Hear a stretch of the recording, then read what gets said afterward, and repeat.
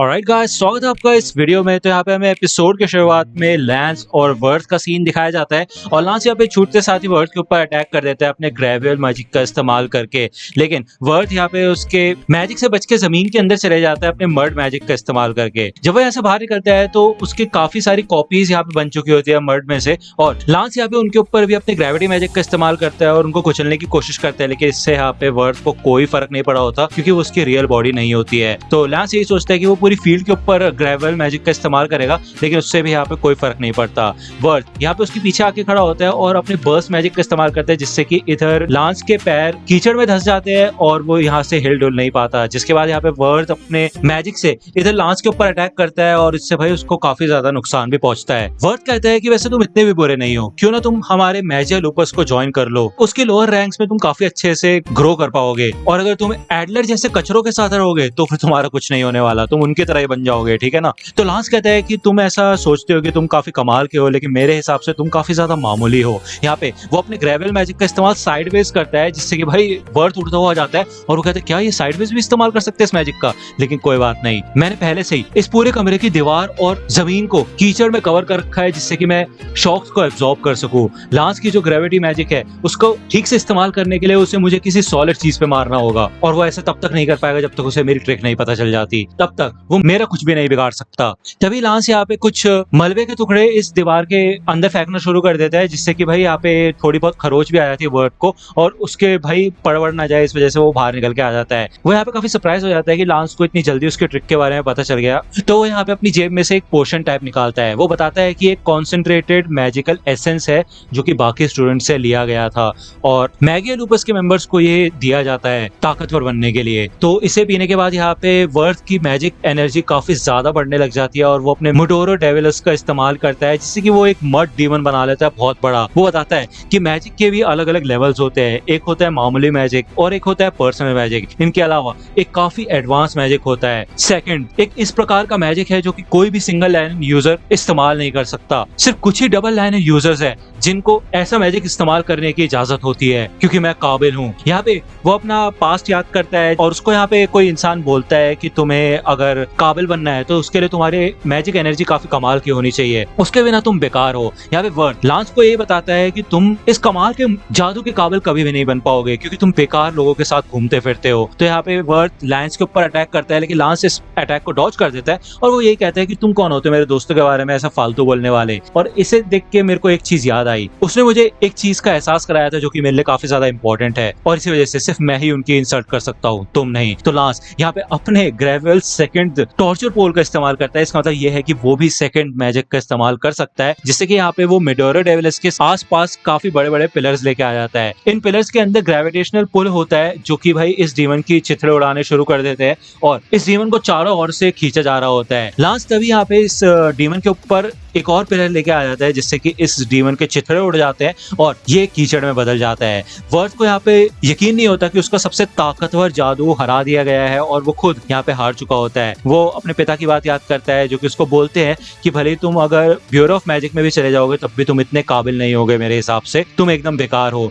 तो यहाँ पे उस समय वो यही सोचता रहता था कि वो कैसे अपने पिता को साबित करके दिखाए कि वो कुछ कर सकता है अपनी जिंदगी में। लैंस इधर वर्थ को एक बुक देता है और वो ये कहता है कि ये जमीन पे गिरी हुई थी, तो मुझे ऐसा लगता है कि ये तुम्हारी ही होगी। तुम्हें क्या लगता है कि कोई इंसान काबिल कैसे बनता है? मेरी फैमिली में अगर देखा जाए तो एक इंसान जिसके पास अच्छी खासी पोजीशन है और लोगों के सामने उसका अच्छा खासा रिस्पेक्ट है, तो उस पर डिपेंड करता है कि वो कितना काबिल है। और तुम्हारे वर्ड्स और एक्शन को देखते हुए ऐसा लगता है कि हम दोनों की परवरिश बिल्कुल एक जैसी ही हुई है, लेकिन मुझे तुम्हारे बोलने का तरीका नहीं पसंद और ना ही तुम्हारी हरकतें पसंद है, लेकिन जो भी तुमने एफर्ट्स आज डाले हैं मैं उसकी रिस्पेक्ट करता हूँ। ये बोल के लैंस इधर से चला जाता है। दूसरी ओर यहाँ पे हमें मैश का सीन दिखाया जाता है, जिसका सामने इधर रेजर से हो रहा होता है। रेजर इधर अपने एक्सेलरेज मैजिक का इस्तेमाल करके भाई काफी फास्ट ट्रैवल करता है और मैश के ऊपर काफी सारे कट्स मारता है अपनी ब्लेड से। वो ये कहता है कि तुम्हारा मेरे सामने कोई चांस ही नहीं बनता, तुम मेरा कुछ नहीं उखाड़ सकते, लेकिन मैश कहता है मुझे घंटा फर्क नहीं पड़ता। रेजर इधर मैश का रीजन बताता है कि तुम ये कह रहे थे ना कि तुम्हें अपने फैमिली के साथ शांति से रहना है, वैसे देखा जाए तो तुम इस इस मामले में काफी ज्यादा लकी हो, क्योंकि कोई तो है तुम्हारी देखभाल करने के लिए।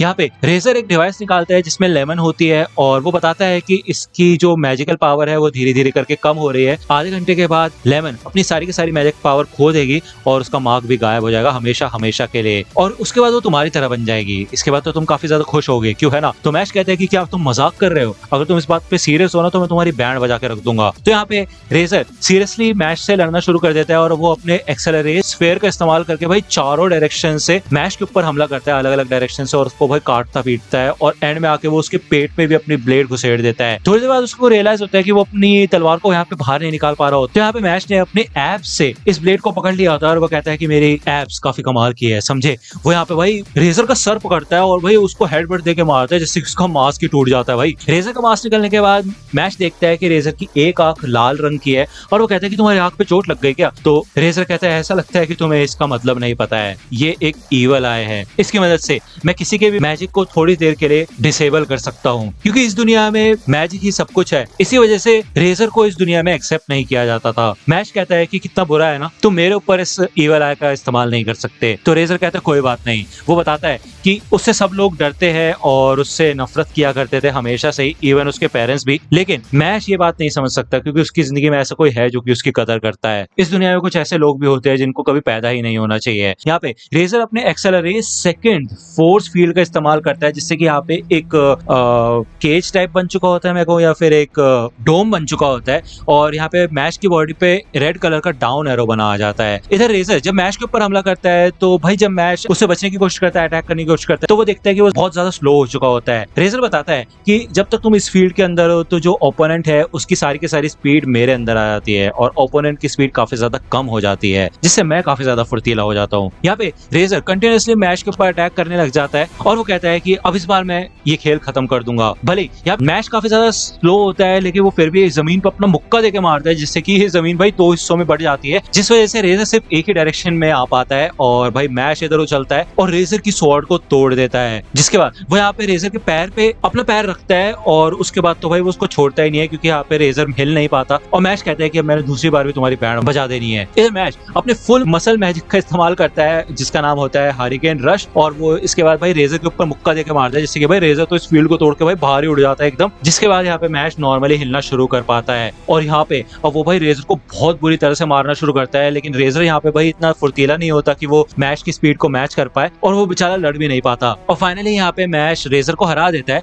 और रेजर यहाँ पे नीचे पड़ा होता है और वो कहता है कि मैं और कुछ तो नहीं कर सकता। तो मैं यही सोच रहा हूँ कि अगर मैं नॉर्मल लोगों की तरह होता तो मेरी जिंदगी कैसी होती। मैं तब छोटा ही था जब मेरी ये ईवल आई, तो उस समय मेरे को एक बेसमेंट के जेल टाइप में बंद कर दिया गया था जिससे कि लोगों को मेरे बारे में पता न चले। और एक दिन तो मेरे पेरेंट्स ने ही मेरे को मारने की कोशिश की थी। उस समय मेरे को समझ आया था कि इस दुनिया में कुछ लोग ऐसे हैं जिनका पैदा ना होना ही अच्छा है। वो अपने आप को बेकार माना करता था जब तक एक दिन एबल वॉकर नहीं आया, उसने उसको एक टूल की तरह इस्तेमाल किया, तब उसे ऐसा लगने लगा कि शायद वो किसी काम आ सकता है। लेकिन अब वो उसने उसकी भी एक्सपेक्टेशंस को तोड़ दिया है और वो इस टास्क में भी फेल हो चुका है और इस समय अब किसी को भी उसकी जरूरत नहीं है। मैच कहता है कि मेरे ख्याल से तुम गलत बोल रहे हो। हाँ, तुमने एक बात तो ठीक कही कि मैं काफी लकी हूँ कि मेरे साथ कोई है, लेकिन कोई बात नहीं, मैं तुम्हारा दोस्त बनने के लिए तैयार हूँ। तो रेसर कहता है कि ये तो नामुमकिन है, जब तक मेरे पास ये आंख है तो आगे चल के तुम भी अपने थॉट्स बदल लोगे और मुझे नफरत की निगाहों से देखोगे। तो तुमने मेरे बारे में थोड़ा बहुत सोचा, तो इसलिए मैं तुम्हें यही कहूंगा कि तुम आगे मत बढ़ो, तुम एबल को बिल्कुल भी नहीं हरा पाओगे, वो काफी ज्यादा ताकतवर है। तो मैश कहता है कि मुझे वॉर्न करने के लिए शुक्रिया, लेकिन मेरे को ये करना होगा, मुझे उसकी बैंड बजानी होगी। और हाँ, फिर चाहे लोग कुछ भी कहे, लेकिन तुम्हारे लिए मेरा मन बिल्कुल नहीं बदलेगा, मेरा एटीट्यूड तुम्हारे लिए बिल्कुल सेम रहेगा। तो मैश यहाँ पे जाते जाते यही कहता है कि चलो फिर किसी और दिन मिलेंगे और हम साथ मिलके क्रीम पफ्स खाएंगे अगली बार, ठीक है ना। तो वो यहाँ से निकल जाता है और ये एपिसोड यहीं पे खत्म होता है। नेक्स्ट एपिसोड में जल्द से जल्द आने की कोशिश करूंगा। मिलता हूं आपसे अगले वीडियो में, तब तक के लिए गुड बाय। तो दोस्तों, आज की वीडियो के लिए सिर्फ इतना ही। आई होप कि आपको ये वीडियो पसंद आई होगी। अगर आपको ये वीडियो पसंद आई हो तो प्लीज लाइक कीजिए, अपने दोस्तों के साथ शेयर कीजिए और मेरे चैनल को सब्सक्राइब करना मत भूलिएगा। और अगर आप